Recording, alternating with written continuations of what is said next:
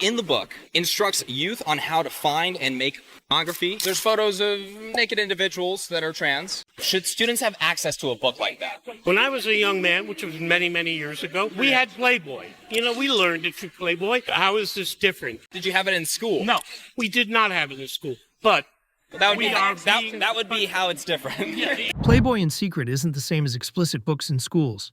Read more, compare better.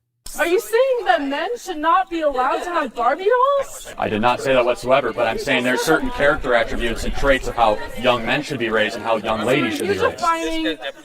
You are defining that women should be raised in one way and men should be raised in another. Without a shadow of a doubt, yes. Men are better at some things than women, and women are better at some things than men. What things are men better at? Lifting heavy objects. Women are better caretakers and nurturers. Women are more organized. I'm sorry, say that again? That men are usually stronger physically than women, that is true.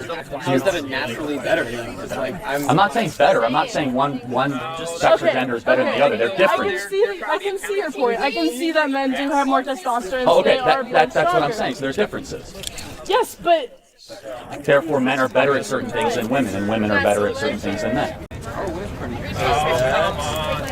Embrace differences. Strength is earned, not imposed. State that for 5,000 years BC, Gala transcribed and androgynous trans priests of Sumerian goddesses have been around and noted. 200 to 300 years before Christ in ancient Greece, there were gods worshipped by Gali priests who wore feminine attire and identified as women. Since we are standing on Anishinaabe land, Turtle Island, which is the nation that we live under, has I don't live under Turtle Island. Right, well, maybe you should read a little more indigenous knowledge books. And indigenous communities have used two-spirit personas for the entirety of their culture, and so that leads me to my question. When you say that transgenderism must be eradicated from public life entirely, I ask you, Mr. Knowles, how can we eradicate something that has been here as long as humans have? Well, yeah, there have been all sorts of crazy, terrible ideas for a very long time, too. You're pointing to civilizations that committed human sacrifice, okay? Yes, that's true. There were all sorts of terrible tribes. In fact, as recently as a little over 500 years ago, the Aztecs here in the Western Hemisphere slaughtered 80,000 people in a sacrifice to one of the demons that they worshipped within the span of 4 days. That's not a recommendation of doing that. I don't think that we ought to consider it. How does one know that someone with the total physical appearance of a man, how can one know that that person really is a woman? Do you have an answer to that question? To clarify, you're asking how can somebody know if they are a woman?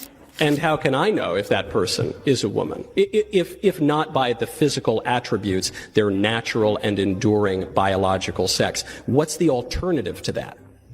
So my response to you is then a question of what is the purpose of knowing another person's sexual identity but let me finish. Yeah. If it's not for the premise of reproduction, and there's no need to relate outside of that, then I don't quite understand why we would need to question or. So this is what happens whenever you ask a transgender activist to explain even the basic premise of the movement, is they'll immediately say, well, who cares? Why are you so obsessed with this? I'm not obsessed with this. I'm not the one who started sending men into the women's bathroom. What is the premise of your movement? But they always deflect from that. They always withdraw from the debate. They always try to change the subject because there is no answer. So you ask me, well, what's the purpose of, why do you even care? What's the purpose of knowing someone's biological sex? Well, for starters, because we have civil rights specifically for women in the United States. We have special bathrooms for women. We have special sports leagues for women. We have all sorts of special places and rights and privileges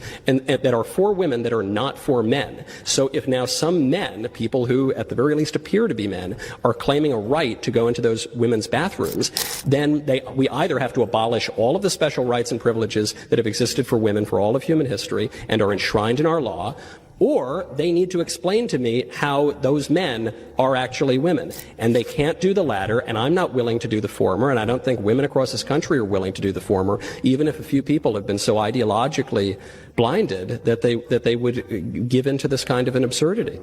Turtle Island? Can't defend what you don't understand. What do you mean? What does that even mean? Use your brain. You're a woman. Incorrect. I'm being educated about my gender identity. How many gender identities are there in nature? How many genders are in a lion? Oh my goodness. How many genders do a monkey have? How many genders do a zebra have? How come human beings are the only one with gender fluidity? Amen. Only reason why people say they have multiple genders because they have reasoned themselves to align. Amen. Well, no, there's clownfish, there's snails which are hermaphrodites. Humans have intersectionality. What's a hermaphrodite? Something that's male and female. Okay, so that's two. You're further making my point. Right, but show me something with 3 or 4 or 5 genders. Amen. Hermaphrodite is a type of sex where you have combined chromosomes of male and female. Of what? Male and female. That's 2. Combined. Amen. That's 2. And that's my point. There's only 2. Using rare conditions to defend your point only exposes the lack of logic. My name is Brad Taylor, and I just finished my freshman year at RHS. I've been a part of District 196 schools now for 10 years, and I'm going to give you a glimpse today of what's actually going on inside these schools. Despite the board's attempt to deny it, District 196 schools are quickly becoming a place where promoting activism is actually more important than promoting education. I'll take you back to my first day at RHS this fall. The principal came out and gave us a heartfelt speech about equality and standing together. He began to list countless races, such as Latino, Asian, expressing how much they matter and how important they are. But never once did he mention a race or identity that reflects me, or half the kids that were in the class. Now, members of the board, I know you haven't been to school in a while, and I know none of you, or most of you, don't have any kids left in the school district. But you must admit how uncomfortable it will be to be characterized just by your skin color on the first day of school, and be thought that you were wrong just because of your skin color. So I'll never forget the look one of my friends gave me from across the room as we were sitting there listening to this blatant bias being expressed in the so-called equity statement by the leader of our school. To be clear, I don't need you to tell me that I matter, but hearing the condolences given to other races and leaving just one race out, it inevitably you'll start to feel like you've done something wrong.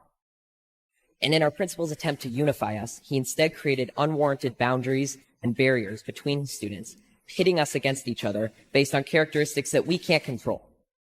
In another separate instance, I was told that writing "All Lives Matter" on the whiteboard was political and could be seen as offensive. When I questioned the teacher after class, she told me that she didn't have an answer and she just had to erase it, and it was quickly erased. There are political signs all over RHS, about specific races that matter, specific sexual orientations that matter, and specific perspectives that matter. But when I questioned the RHS administration about how these signs were political, they told me that they were supporting human rights. So when I questioned why the equity statement couldn't represent all students, they told me that to even ask that question was outlandish and offensive. And when I asked why that was, they told me, quote, "Whites have a pretty good situation right now," unquote. So is that not racism? Disregarding my question merely because of the color of my skin? To be honest, after enduring a year of the people in charge telling me that I'm a racist and I'm privileged and pointing out our irreversible differences, I've never noticed race more. And it's becoming the first thing I notice when I meet someone, which has never before been the case. RHS administration confidently told me that RHS students and staff are happy with their equity statement. But from my experience in talking with other students, this is not the case. Dividing kids for ideology isn't protection. Schools should focus on education, not indoctrination. Country should be more fearful of white men across our country. We should be profiling, monitoring, and creating policies to fight the radicalization of white men. Yet here you are with your, who's that? Oh yeah, your white husband. So does what you were saying apply to him too, or? Damn, that's tough. Looks like the hypocrisy is starting to show. The only one whose narcissistic parent would show up to every single event I was ever involved in, taking me out of school for lunch, sort of picking me up and dropping me off everywhere I went. Energy where, on the surface, it seems very convenient, very thoughtful even, but it's a pattern of controlling behavior, I think, for narcissistic parents. Seems like you're the only one labeling your parents as narcissistic. So the Department of Education does something very interesting, right?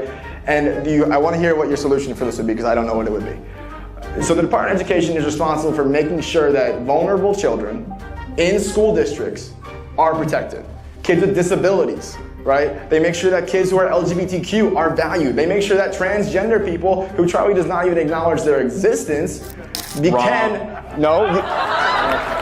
Wrong. Okay.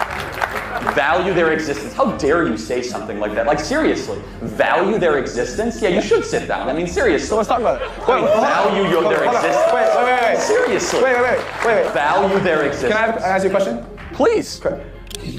Do you acknowledge there's more than one gender? There's two genders. Yes, there's more than one gender. So that's all for today. Don't forget to subscribe for more insights and entertainment.